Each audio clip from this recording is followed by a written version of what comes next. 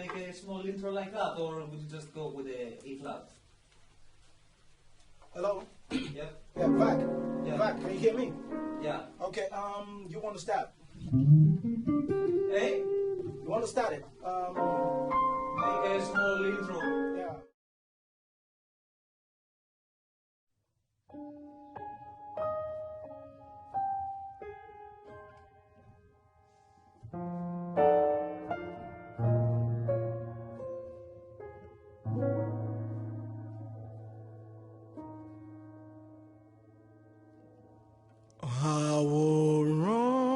Àwòrán Oyínkán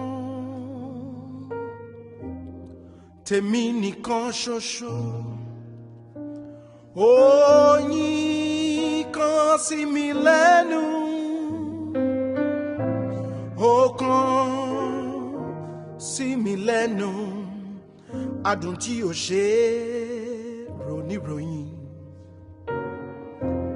kò ṣe é sọ lẹ́nu.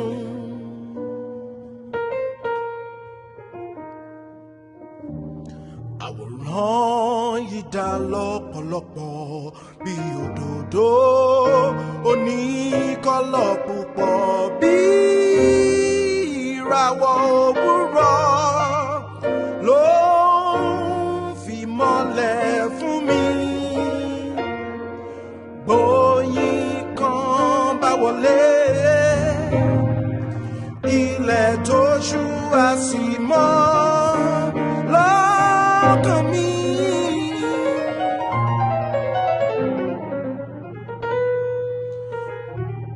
Kò pupa kò dúdú ṣe ló mọ́ bí ọjọ́. Oyínkán ò lábàwọ́ agún lẹ́yìn jú mi ètè rẹ̀ dàbí òwú òdòdó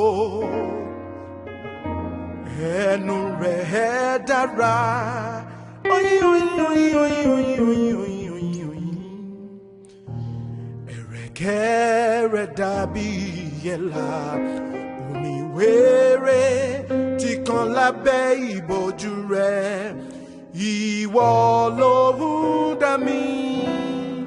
dá mi lọ́rùn ìfẹ́ rẹ̀ ń jó mi lọ́kàn mo dà bí ewé. Bó ṣe ń jó mi ní kẹ́kọ̀ọ́ yé mi Oyínkán mo ní ìfẹ́ rẹ̀ agún lẹ́yìn jú mi alágbọ̀n méjì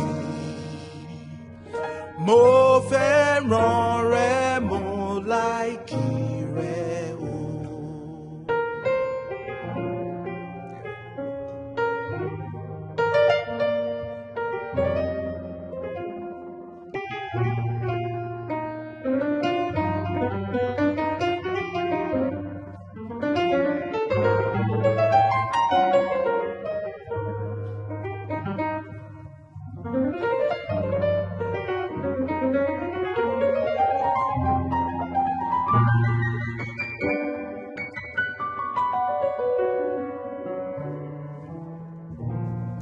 So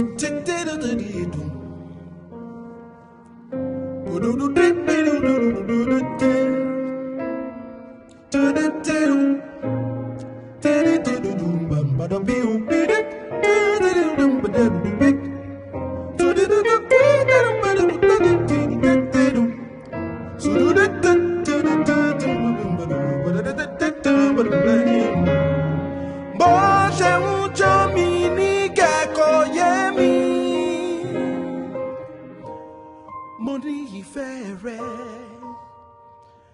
agún lẹ́yìn jú mi alágbọ̀n méjì mo fẹ́ràn rẹ̀ mo láìkì rẹ̀ oníwà tútù gbọ́ tèmi alágbọ̀n méjì